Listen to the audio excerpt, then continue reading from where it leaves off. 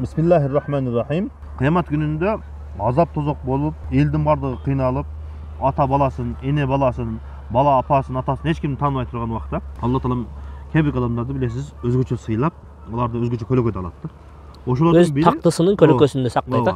Ешкім коргоно турган жер таппай турганда, ошол адамдар көлөкөдө болчу. Ооба. Ошолордун бири саббун нашаа фи таатилла. Жаш жигит Алла Тааланын ибадатында Алла Таалага баш ийип чоңойгон баланы Алла Таалам кыямат күнүндө ошондой өзгөчө сыйга ээ кылат экен. Ошон үчүн айтсаңыз устаз, бүгүнкү күндө биздин жаштарыбызды көптөгөн фитна урупту.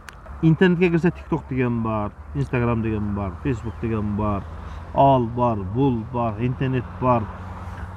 Окуган жеринде кыздары бар, иштеген жеринде кыздары бар, акчасы бар, дүйнөсү бар. Дүйнөнүн бардык жагына байланышса болот, бардык адам менен сүйлөшсө болот. Мындайча айтканда эч кандай чектөө жок ал баланычы.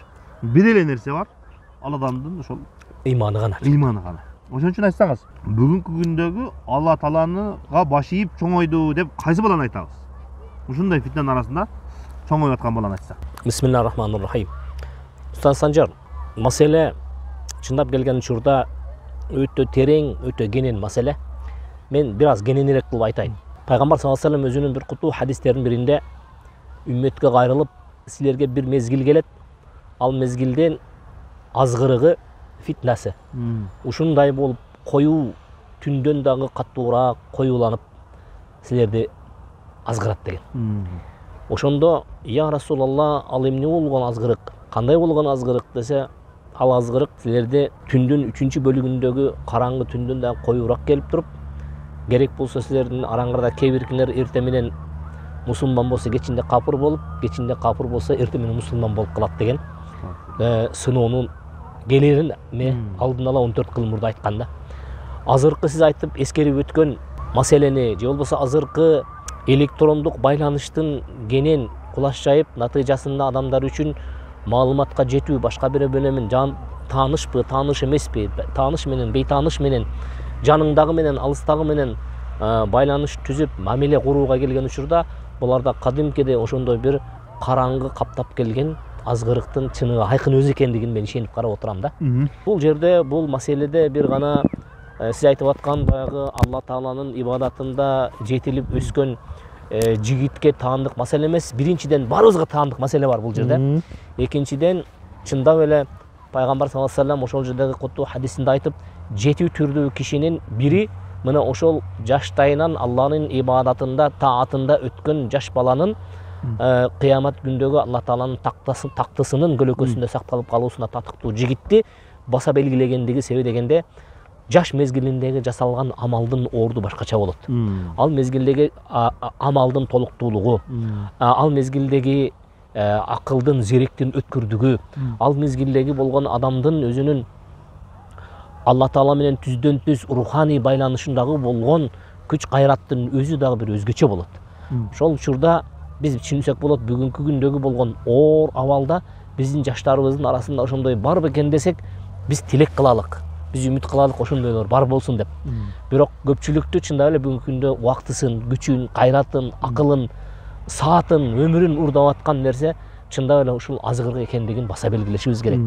Сен кайсыл жерде болот, телефон мененсиңби, телефону жоксуңбу, өзүң жалгызсыңбы, тууганың мененсиңби, элдин арасындасыңбы, үйдөсүңбү, сен айырмаң жок, дайыма өзүң Алла Тааланын таразысын так сактаганга аракет кыл деп насаат кылат элек. Ошентип ар биз аракетке келген болсок, мен ойлойм биздин жаштарыбыздын арасынан дагы ошондой татыктуу жигиттер, татыктуу кыздар сөзсүз жетилип чоңоят. Себеби дегенде Чубак ажы, Алла рахмат кылсын, ал кишиге дагы бир кыздын келип турмушка чыгып, бирок намазга келген учурда намазын окуй албай, күйөөсү урушкандыктан ошол күйөөм урушуп койбосун деп ваннага кирип, чачын суулап намазын окуп чыккан кыздын сүрөтүн элестетип атам да азыр. Эмне болгон батырдык бул? Эмне болгон эрк бул? Эмне болгон тазалык? Эмне болгон кайрат?